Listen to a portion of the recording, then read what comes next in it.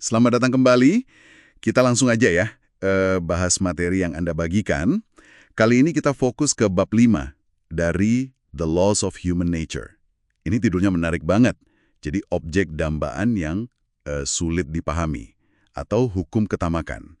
Intinya sih kayaknya kita manusia ini selalu pengen yang susah didapat ya. Persis, iya hukum ini nunjukin banget gimana kehadiran sama ketidakhadiran itu punya efek psikologis yang kuat gitu. Kok gitu ya? Iya, kalau terlalu sering ada malah ya gitu deh bisa bosenin. Tapi sebaliknya, kalau ada sedikit jarak, sedikit misteri, nah itu justru bisa nyulut rasa pengen tahu.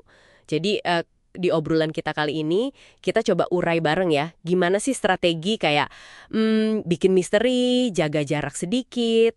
Atau nawarin fantasi gitu ya?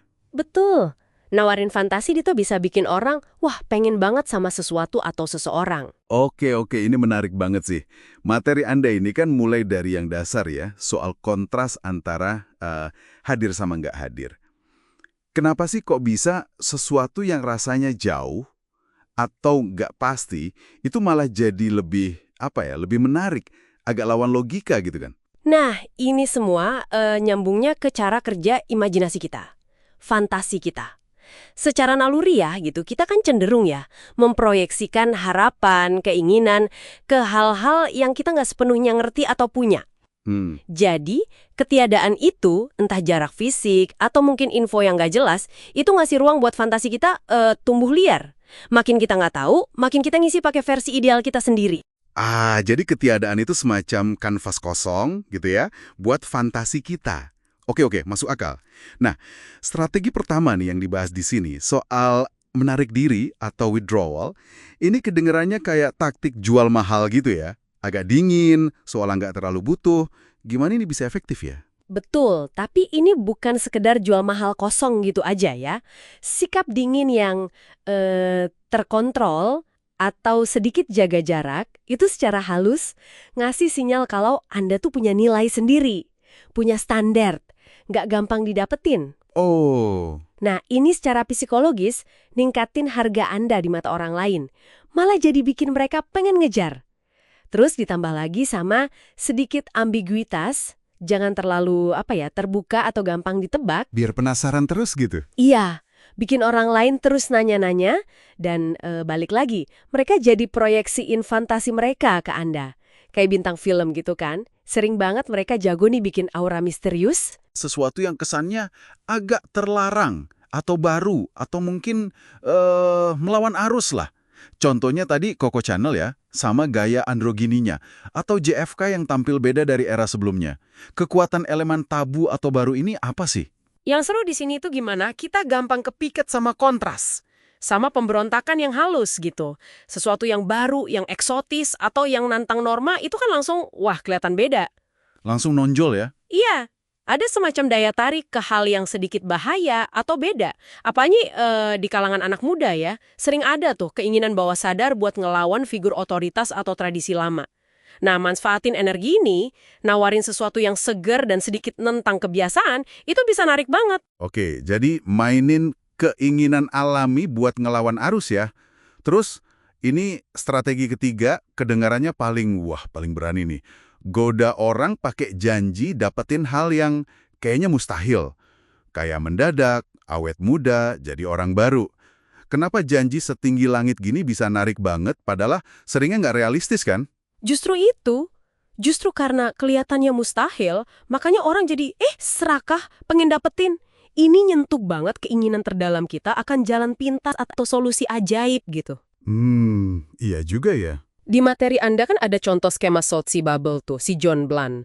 Janjiin kemakmuran luar biasa yang pun kedengarannya terlalu bagus buat jadi kenyataan. Tapi semua orang pengen banget.